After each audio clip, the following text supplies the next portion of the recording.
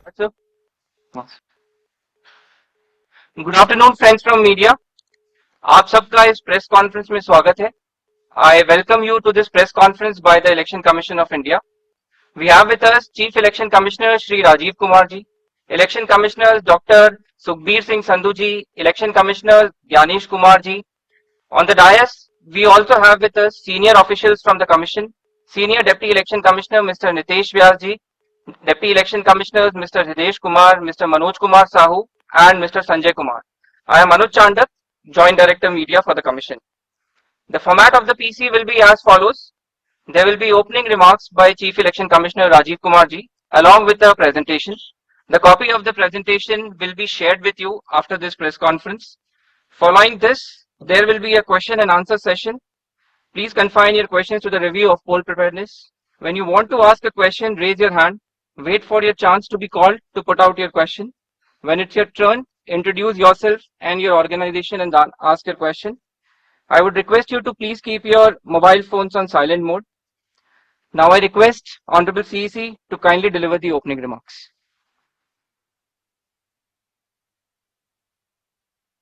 माननीय निर्वाचन आयुक्त Shri Gyanesh Kumar ji on my right, doctor Sukhbir Singh Sandhu ji निर्वाचन आयुक्त ऑन माय लेफ्ट, आयोग के वरिष्ठ अधिकारीगण और मीडिया के सहकर्मियों, आप सभी का इस प्रेस वार्ता में स्वागत है। 2024 के लोकसभा चुनाव के बाद वो जो पड़ाव निकला, अब दूसरे पड़ाव पर आपसे आज मुलाकात हो रही है। और जैसे मैंने पहले कहा था कि 3 gentlemen are yet back again. Lok Sabha चुनाव 2024 जैसे आपको विदित है, विश्व स्तर की सबसे बड़ी चुनावी प्रक्रिया थी। सफलतापूर्वक और शांतिपूर्ण तरीके से संपन्न हुई। उसने पूरे डेमोक्रेटिक वर्ल्ड के लिए बहुत स्ट्रांगली डेमोक्रेटिक सरप्लसेस क्रिएट किए, बिना किसी वायलेंस के पीसफुल हुई और देश भर ने चुनाव का पर्व मनाया। हमने बहुत सारे रिकॉर्ड्स भी बनाए। पहली बार मैक्सिमम वर्ल्ड में पोलिंग हुई, मेल फीमेल टोटल। मतदाताओं की लंबी लंबी कतारें, बुजुर्गों की भागीदारी, youth, zero polls, massive seizures और फेस्टिव माहौल हमने देखा। बहुत सारे युवा साथियों ने हमारे साथ मिलके हमारे इलेक्शन एम्बेसडर्स के रूप में काम किया और लोकतंत्र का एक बिल्कुल जीवित उदाहरण देश ने देखा। गांव में, देहात में, east west north south central LWE areas, J and K, deserts, everywhere जो तस्वीरें दुनिया को भारत ने दिखाई, वो सभी को चकित करने वाली थी। इससे देश में नहीं बल्कि पूरी दुनिया में एक स्ट्रांग मैसेज गया और जो चमक हमने देखी उस समय, वो चमक बहुत दिन तक दिखाई देती रहेगी। जब जब जब जब विश्व में चुनाव होंगे, कहीं भी किसी भी देश में हो, आपको निश्चित रूप से अपने चुनावों की तुलनात्मक याद आती रहेगी। ऐसा हमारा विश्वास है और वो हमें अपनी ताकत का एहसास दिलाता रहेगा। हाल ही में जम्मू कश्मीर और उसके बाद हरियाणा की चुनावी तैयारियों का जायजा लेने आयोग, हमारे सारे सहकर्मी वहां गए थे और एक बहुत ही नायाब किस्म का एंथुजियाज्म और डेमोक्रेसी के प्रति एक ललक और पार्टिसिपेट करने की इच्छा सबके अंदर दिखाई दी। जितने लोगों से हमने बात की, सभी पॉलिटिकल पार्टीज से, बहुत सारे लोगों से भी, सबकी एक मतलब एक ललायक एक इच्छा थी कि जल्दी से जल्दी चुनाव हो। तो हम आपको जो उम्मीद और जो यकीन पैदा हुआ था 2024 का, उसको आगे बढ़ाने के लिए आज आपके सामने है। जम्मू कश्मीर के बारे में पहले जिक्र करूं तो आपको याद है कि मतदान केंद्र पर जो लंबी लंबी कतारें लगी हुई थी, वो जमहूरियत की ताकत का एक बहुत ही बेहतरीन मंजर पेश करती थी। वो सिर्फ लंबी कतारें नहीं थी, वो आवाम की उम्मीदें थी। जज्बातों और उनके मुस्तकबिल की नई तस्वीर लिखने की एक ख्वाहिश थी.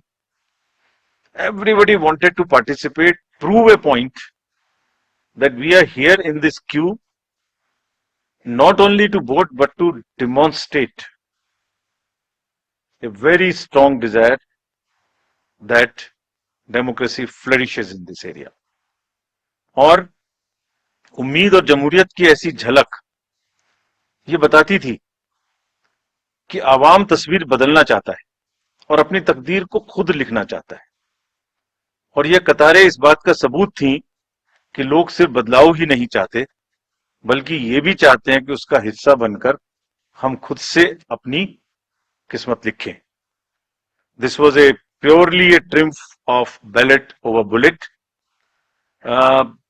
आपको याद होगा कि जो वैली की 3 पार्लियामेंट्री कॉन्स्टिट्यूएंसीज थी उनमें 51% का वोटिंग हुआ और वैली ने वायलेंस को नकारा और वॉइस को वोट के माध्यम से आगाज किया.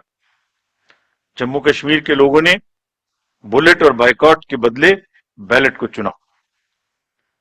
आपको यह भी याद होगा कि कश्मीरी माइग्रेंट्स के लिए आयोग ने विशेष व्यवस्था की थी. The elections we say should be inclusive. Every section of the society must get a full chance to express themselves during the elections. तो हमने इनको सरलीकरण किया था उस समय में, जो इस समय भी जारी रहेगा. क्या किया था कि फॉर्म एम को हमने रिलैक्स किया था और कुछ बहुत ही कम्बरसम प्रोसेसेस थे जिसमें सेल्फ अटेस्टेशन की आवश्यकता होती, जिसमें ऑथराइजेशन कराने की आवश्यकता होती थी, उसको सेल्फ अटेस्टेशन पर लेके आए थे. उसके बड़े पॉजिटिव रिजल्ट्स भी हमें मिले और लोगों ने बढ़ चढ़ के, माइग्रेंट्स ने भी हिस्सा लिया. ड्यूरिंग द इलेक्शंस रीपोल्स की घटना 0 थी, कोई मेजर इंसिडेंट वायलेंस की नहीं थी. और आपको ये भी याद होगा जैसे पूरी कंट्री में अभियान चला के सीजर्स के बारे में व्यवस्था की गई थी ताकि कोई इंड्यूसमेंट फ्री इलेक्शन हो सके. JNK में भी क्लोज टू 100 करोड़ का सीजर हुआ था. और इस बार भी हम बहुत स्ट्रॉन्ग कह के आए हैं कि किसी को भी इंड्यूसमेंट करने देने की छूट नहीं देनी चाहिए. I will explain to you in detail later. So if we now come to the JNK first, there are total 90 assembly constituencies, of which 74 are general, SC are 7 and SC are 6, ST are 9 and SC constituencies are 7.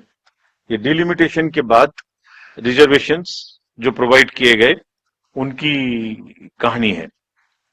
अगर electors के data के बारे में बात करें तो JNK में total 87.09 lakh electors होंगे, जिसमें लगभग ऑलमोस्ट इक्वल 44.46 लाख मेल और 42.62 लाख फीमेल वोटर्स होंगे. बड़ी अच्छी स्टोरी ये भी है कि जिस तरीके से यूथ ने पिछली बार भाग लिया इलेक्शंस में, इस बार उसके बाद फर्स्ट टाइम वोटर्स भी होंगे अराउंड 3.71 लाख. और टोटल अगर वोटर्स को देखें तो 20 lakhs and above would be the youth, and we want to focus on youth as ambassadors of our elections. Electoral roll बनने की प्रक्रिया चालू है और काफी समय से आयोग ये बात की तैयारी कर रहा था कि जैसे ही मौसम थोड़ा ठीक हो, जैसे ही अमरनाथ जी यात्रा खत्म हो, तो आप देखेंगे कोइंसिडेंस नहीं है, 19 अगस्त को अमरनाथ जी यात्रा खत्म होगी और 20 अगस्त को फाइनल रोल भी पब्लिश हो जाएगा. So it has been a work in progress to synchronize every activity in a way that we do not make any delay in doing elections in JNK, and this is what we announced in JNK in Jammu when we were there in March. ये publication 20 को हो जाएगा. सभी political parties को इसकी copy electoral role की उपलब्ध कराई जाएगी. अगर पोलिंग स्टेशंस के बारे में देखें तो टोटल पोलिंग स्टेशंस JNK में 11,838 होंगे, जिसमें लोकेशंस होंगी जिसमें एक जगह पर 2 या 3 भी बूथ हो सकते हैं. तो टोटल लोकेशंस वुड बी 9,169, जिसमें अर्बन एरिया में अराउंड 9,300 और लोकल रूरल एरिया में अराउंड 9,500 बूथ्स होंगे. सो predominantly it's a rural kind of a area. Average voters per PS would be around 735. और हम जैसे हर बार करते हैं यहाँ भी विमेन मैनेज्ड, पीडब्ल्यूडी मैनेज्ड और मॉडल पीएस बनाएंगे. वैसे तो इंस्ट्रक्शंस हमने दिए कि हर पोलिंग स्टेशन पे एक उत्साह का माहौल होना चाहिए, एक उत्सव का माहौल होना चाहिए और सभी को किसी ना किसी तरीके से नए तरीके से बनाएं. लेकिन खास तौर से जो मॉडल पोलिंग स्टेशन है वो करीब करीब 360 होंगे. आपको एक तस्वीर दिखाते हैं कि कुछ पोलिंग स्टेशंस वहां किस प्रकार के हैं, नायाब हैं. जैसे अगर आप देखें तो कोराबल पोलिंग स्टेशन है, 100% ST population, strategically located at the border, and you will believe the turnout in parliamentary constituency 80%. So बिल्कुल सरहद पर हैं और 80% पॉपुलेशन है. ऐसी अगर देखेंगे just a few glimpses, otherwise her polling station अपने आप में एक तस्वीर बयां करता है. जब चुनाव होंगे तो आपको दिखाएंगे. हमने वेबसाइट पे पिछली बार भी किया था, इस बार भी करेंगे कि आपको लाइव फोटोज गैलरी एचडी में हम आपको लोड करेंगे. वहां पर आप जब चाहे जब उस स्टॉक को देख सकते हैं, यूज कर सकते हैं, एंजॉय कर सकते हैं. इसी तरीके से फ्लोटिंग में भी शिकारे में एक पोलिंग स्टेशन था और कितने लोगों के वोट लेने जाता है? सिर्फ 3 लोगों. So this is the beauty of the Indian elections. Changed scenario after the parliament, beauty of the Indian elections. तो जो clear message, changed scenario after the parliament elections, तो जो क्लियर मैसेज थे और जिस पर हम बिल्ड कर रहे हैं, देवर एक्शन ओवर अपैथी. लोगों में ये नहीं था कि कुछ नहीं हो सकता, कैसे होगा, जाएंगे तो ये हो जाएगा, वो हो जाएगा. नहीं, people were there to participate in the elections. The long queue, the shine on their faces were testament to this particular thing. There was a belief over cynicism. There was thriving political participation in entire election. There was intense campaigning. These are the positives. A bit of change in the security scenario also since then. So what do we want? We want that the layers of democracy are strengthened in J&K. What does that mean actually? ये मतदाता बढ़ गए, ये एक aspect है. Percentage of voting increase, this is one aspect of strengthening of democracy. कितने लोगों ने इलेक्शन में पार्टिसिपेट किया, कैंडिडेट बने, दिस इज अनदर एस्पेक्ट. ये अलग आयाम है. लोगों की इच्छा है कि वो पार्टिसिपेट करें. कितने लोगों ने रैलीज निकाली, कितना प्रोसेशंस हुए, कितनी पब्लिक मीटिंग्स हुई, कितने लोगों ने सी विजिल पे शिकायत की, कितने लोगों ने सुविधा से एप्लीकेशंस दी. All these are establishing layered by layer roots of democracy in the J&K, and what therefore we expect that there would be more voters this time again. और ये सबने हमें ये एहसास कराया कि लोगों में एक उत्साह है और वोटिंग के प्रति हम एक्सपेक्ट कर सकते हैं कि ज्यादा वोट्स पड़ेंगे. विमेन पार्टिसिपेशन ज्यादा होना चाहिए, ऐसी हमें उम्मीद है और हमारी कोशिश रहेगी. कैंपेनिंग अच्छे से होनी चाहिए, बिना डर के होनी चाहिए. Festive environment, more youth participation, more candidates, more use of IT and vibrant polling station. So we establish every dimension of the democratic festival in the state, in every layer wherever it is possible. जो बुनियाद वहां बनाई थी 2024 में election के दौरान, voting के दौरान, अब उस फाउंडेशन पर इमारत बनाने की पूरी तैयारी है. And we are very enthused to see this. Actually I wrote a few lines and I want to dedicate to the youth of J&K. सुनाता हूं आपको. ये खास तौर से voters of J&K and particularly youth लंबी कतारों में छुपी है बदलते सूरत हाल, यानी जमहूरियत की कहानी। रोशन उम्मीदें अब खुद करेंगी गोया अपनी तकदीर बयानी। जमहूरियत के जश्न में आपकी शिरकत, जमहूरियत के जश्न में आपकी शिरकत, दुनिया देखेगी नापाक इरादों के शिकस्त की कहानी। This is and believe me, all of us when we went there, we believe in this, and therefore we made a very bold statement that come what may, elections in J&K would be very, very democratic. Friends, coming to Haryana, we are announcing elections for Haryana also. Haryana में जो total constituencies हैं वो 90 हैं, general 73, ST 0 और SC constituency 17 हैं।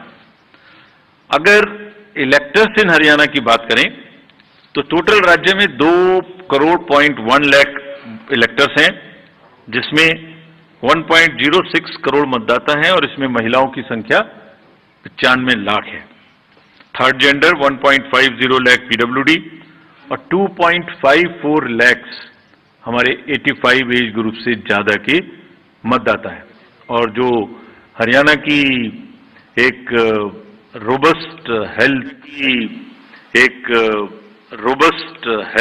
Healthy life style है, उसमें हमारे 10,321 ऐसे मतदाता हैं जो शतायु हैं। उन सबको हमारा नमन, और वो सब वोट देने आए, इसकी हम पूरी की पूरी कोशिश करेंगे। हरियाणा का इलेक्टरल रोल 27 अगस्त 2024 को प्रकाशित हो जाएगा, लेकिन उसके बाद भी this is again true for J&K and Haryana both. Electoral roll final हो जाएंगे वहां 20 को और यहां 27 को। सबको कॉपीज मिल जाएंगी, पहले से भी पब्लिश हो चुकी हैं, लेकिन फिर भी अगर कोई मतदाता छूट गए तो उन्हें अपना नाम पंजीकृत कराने का अभी भी नॉमिनेशन से पहले समय होगा। पोलिंग स्टेशन अगर देखें तो हरियाणा में 20,629 पोलिंग स्टेशन होंगे और जिसमें लोकेशन आधी होंगी, यानी 10,500 के करीब, 495 टू बी प्रिसाइज। यानी एक जगह पर दो बूथ या 3 बूथ होंगे, क्योंकि शहरी इलाके हैं। अर्बन एरियाज में 7,000 के लगभग और रूरल एरियाज में 13,000 के लगभग पोलिंग स्टेशन होंगे। यहां भी हम लोग youth, PWD, women managed votes बनाएंगे। और एक चेंज और हरियाणा में इस बार किया है, जो पूरी कंट्री में अर्बन एरियाज में हम लोग कर रहे हैं और स्लम एरियाज में, slum and multi stories in urban areas, उसमें जो मल्टी हाउसिंग सोसाइटीज हैं, मल्टी स्टोरी हाउसिंग सोसाइटीज, उनमें भी पोलिंग स्टेशंस बना है। तो हरियाणा में इन पर्टिकुलर गुड़गांव, फरीदाबाद और सोनीपत, इनमें काफी पोलिंग स्टेशंस को मल्टी स्टोरी में शिफ्ट किया और वहां की जितनी स्लम्स हैं उनमें भी जहां रेशनलाइजेशन की जरूरत है वो किया है, ताकि दोनों क्षेत्रों में कंजेशन भी कम हो सके और वोटिंग की परसेंटेज भी बढ़ सके। तो जितने मेट्रोपॉलिटन बड़े सिटीज हैं, this is one way of handling the so called urban apathy in the elections. Not to repeat, but all polling stations will, as the Commission has promised, would have 100% facilities for drinking water, toilets for male and female both, signages, ramp, wheelchairs, sheds, और अब की बार shade की इतनी जरूरत शायद ना पड़े, मौसम अच्छा है। जो पिछले इलेक्शंस में गर्मी की वजह से दिक्कत हुई थी, इस बार नहीं होगी। इंक्लूसिव एंड एक्सेसिबल इलेक्शंस कराने के लिए हम पूरी तरह तत्पर हैं। इन दोनों राज्यों में जैसे अब पैन इंडिया 85+ लोगों को घर जाके वोटिंग का समय मिलता है, वो मिलेगा। और फिर से एक बार और दोबारा कुछ लोगों ने ये पूछा था वहां पर कि जब भी 85+ की घर पे वोटिंग होती है तो पॉलिटिकल पार्टीज के एजेंट्स उनके साथ जा सकते हैं, so that they can see for themselves there is no manipulation at all, और उसकी वीडियोग्राफी भी होती रहेगी। तजुर्बा यही है कि बुजुर्ग लोग अभी भी ज्यादा से ज्यादा बूथ पे आना चाहते हैं, तो that is a very welcome step and the officials have been directed to provide all facilitations to them at that place. So is true for our voters having persons with disabilities. Technology, as you all know, is very deep rooted in the Indian elections. We will continue to use voter helpline, C-Vigil, KYC, Suvidha, all of this you are familiar with. Candidates की अगर कोई criminal background है तो वो लगातार website पे KYC know your candidate app पर उपलब्ध रहेगा। कोई भी देख सकते हैं कि उनकी कोई गतिविधि पास्ट में क्रिमिनल बैकग्राउंड की तो नहीं रही है। सभी enforcement agencies, central and states, again as you know that during parliamentary elections we had a seizure of close to 10,000 crores and especially more so of drugs, liquor. That same rigor, rather with renewed emphasis, will continue. And जिस दिन हम JNK गए थे उस दिन सबसे बात की, सबको थोड़ा ताकीद किया और उसी दिन एक बड़ा सीजर भी हुआ हमारे सामने ही. So that process will continue.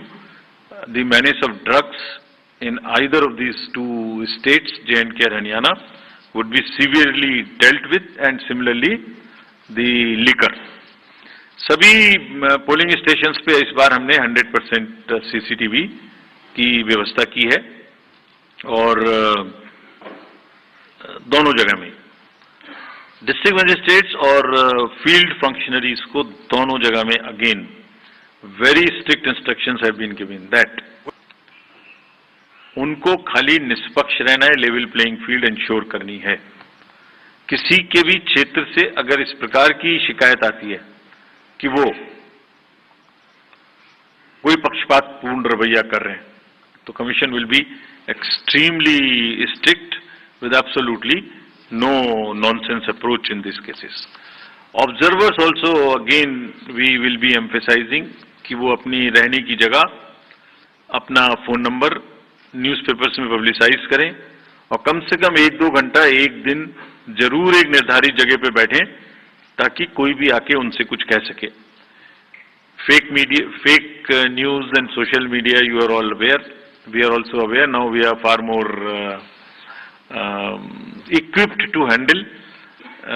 सबको ताकीद दी गई है कि वो खास तौर से करें.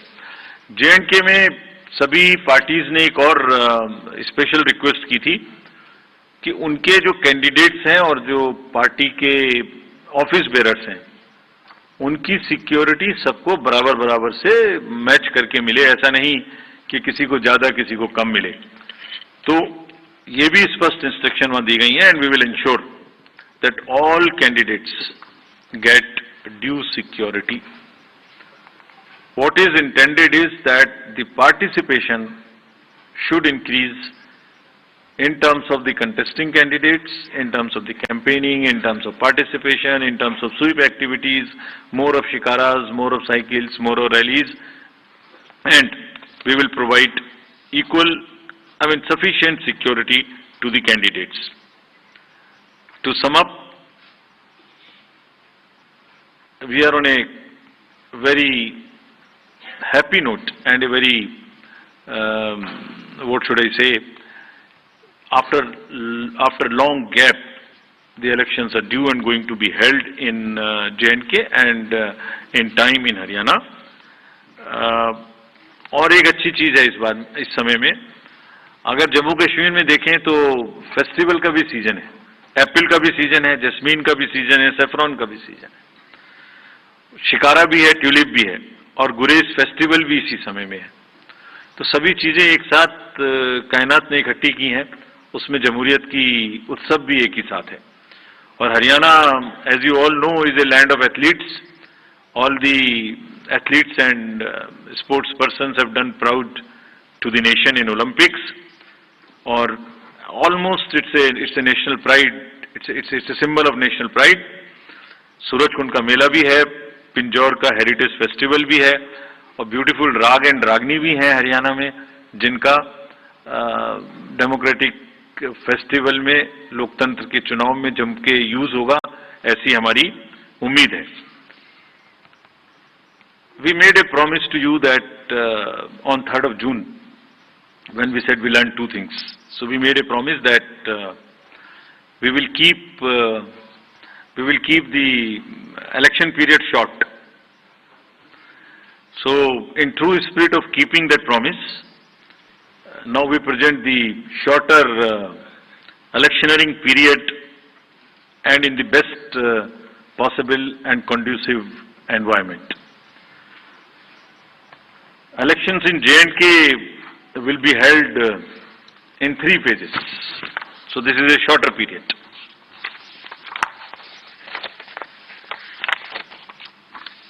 This is a much shorter period, much shorter than even the parliamentary elections, which were 5.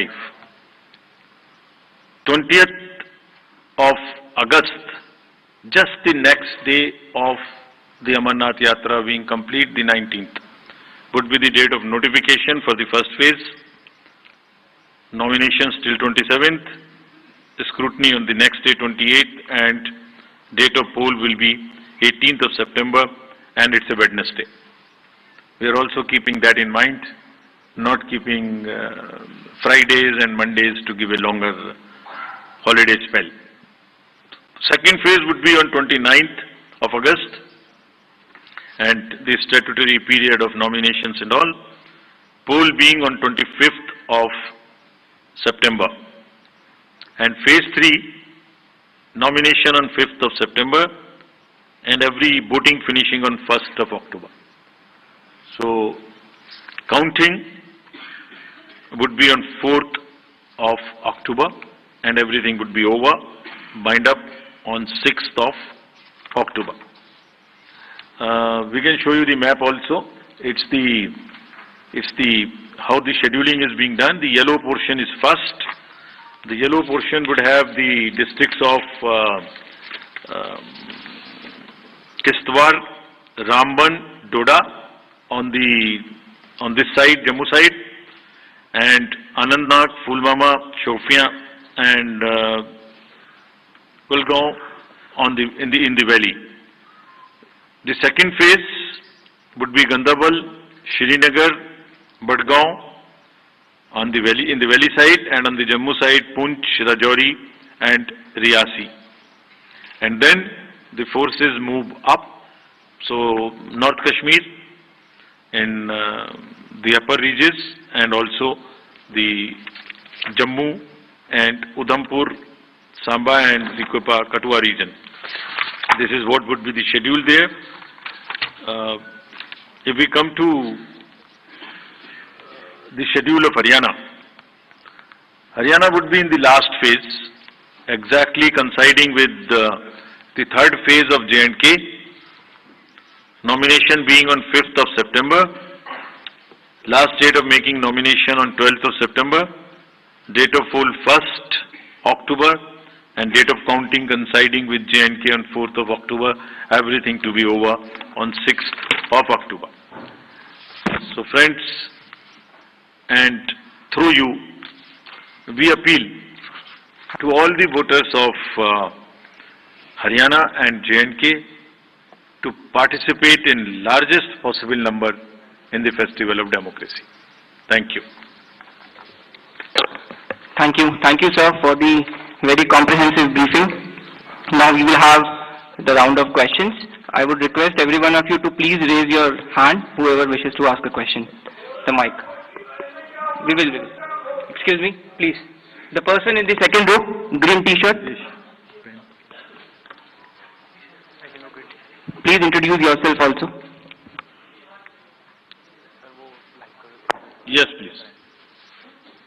Sir, मेरा नाम ताबिश कमाल है। मैं जम्मू कश्मीर के गुलिस्तान और जेके चैनल से हूं। मैं पूछना चाहता हूं कि आज उमर अब्दुल्ला ने एक सवाल उठाया कि जो ट्रांसफर पोस्टिंग हुई हैं वो बायस्ड हुई हैं, उस पर इलेक्शन कमीशन क्या करेगा?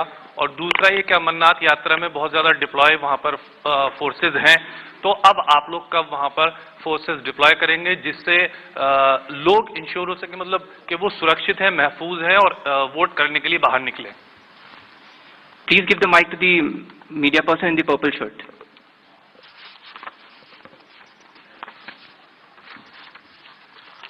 मैं संजय शर्मा हूं आज तक से।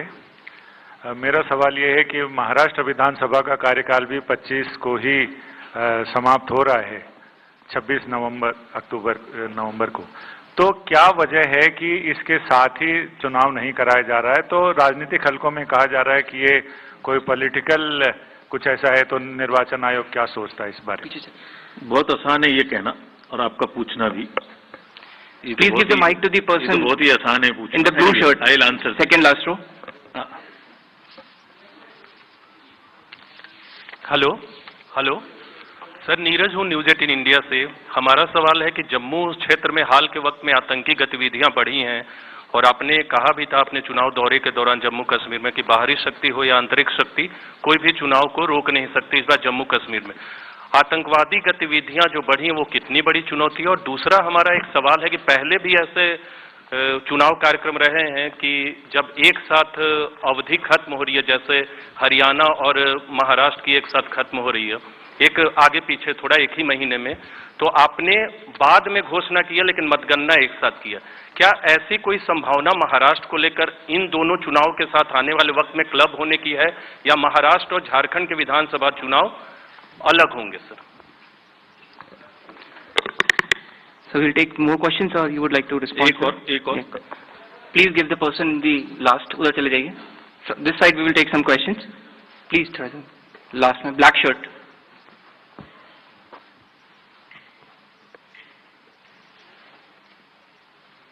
थोड़ा जल्दी चले जाइए आप प्लीज।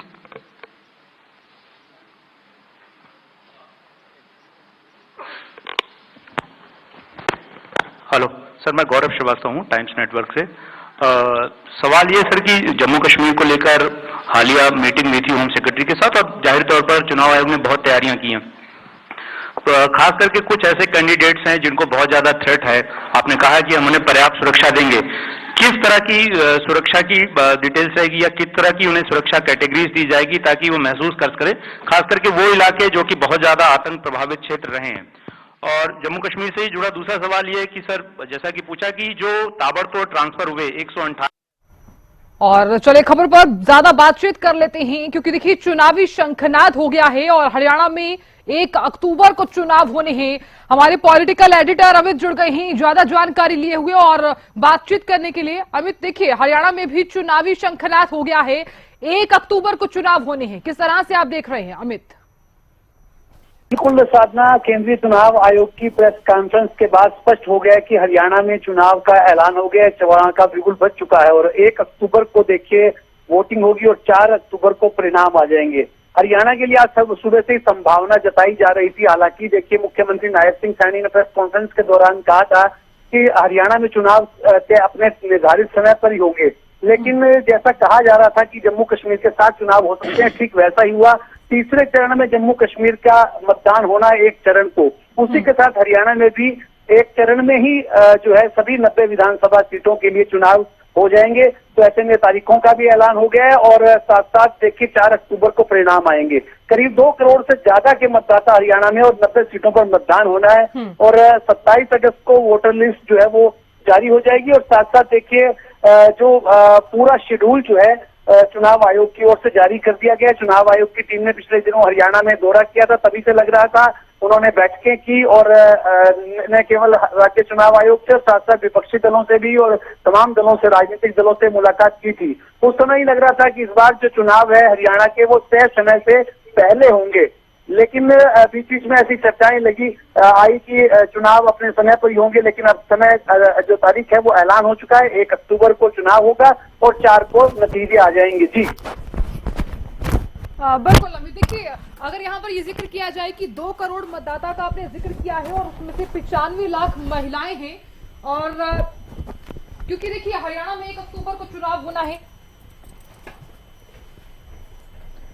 तो बड़ी खबर आपको बता रहे हैं, हरियाणा में चुनावी शंखनाद हो चुका है। 1 अक्टूबर को हरियाणा में वोटिंग होने जा रही है और जैसे कि अमित भी इस बात का जिक्र कर रहे थे कि इस बार विधानसभा चुनाव समय से पहले हो रहे हैं। हालांकि दिलचस्प ये है कि आज ही सीएम की ओर से इस बात का, इन अटकलों, इन खबरों का खंडन किया गया था कि समय से पहले हरियाणा में चुनाव नहीं होंगे। तो हरियाणा में 1 अक्टूबर को चुनाव होने जा रही है। बड़ी खबर आपको बता रहे हैं, सभी 90 सीटों के लिए एक ही फेज में इस बार भी एक ही फेज में हरियाणा में चुनाव होगा, सिंगल फेज में वोटिंग की जाएगी। 1 अक्टूबर को मतदान होगा, 4 अक्टूबर को जम्मू कश्मीर के साथ हरियाणा में भी विधानसभा चुनाव के परिणाम आएंगे। अमित, इससे पहले हम बात कर रहे थे कि सीएम की ओर से आज ही ये कहा गया था, आज ही बयान दिया गया कि कौन ये कह रहा चुनाव पहले होंगे, समय से पहले चुनाव कराए जाएंगे, समय पर ही चुनाव होंगे। इससे पहले भी बयान दिया गया था। मुख्यमंत्री की महत्वपूर्ण प्रेस कॉन्फ्रेंस थी और उसमें यह सवाल उठाया गया था, लेकिन मुख्यमंत्री ने स्पष्ट कर दिया कि निर्धारित समय पर ही चुनाव होंगे। लेकिन देखिए, जिस प्रकार से चुनाव आयोग की टीम ने दौरा किया और तमाम राजनीतिक दलों के प्रतिनिधियों से बातचीत की और तैयारियों की समीक्षा की, तो उससे लग रहा था कि हरियाणा में जम्मू कश्मीर के साथ ही चुनाव होंगे और ऐसी चर्चाओं को बल लगातार मिल रहा था। लेकिन मुख्यमंत्री ने जिस प्रकार का बयान दिया, उससे लग रहा था कि हो सकता है कि निर्धारित समय पर, क्योंकि काफी जो घोषणाएं लगातार मुख्यमंत्री की ओर से की गई थी, अभी उनके क्रियान्वयन का भी समय था, तो ऐसा लग रहा था हरियाणा में। लेकिन देखिए, आज चुनाव आयोग की प्रेस कॉन्फ्रेंस के बाद मुख्य चुनाव आयुक्त राजीव कुमार ने ऐलान कर दिया है और जिस प्रकार का ऐलान किया गया उससे अब एक तरह से देखिए, चुनाव की तैयारियों में तमाम राजनीतिक दल तो जुटे हुए थे, अब प्रशासन भी चुस्त दुरुस्त हो गया है।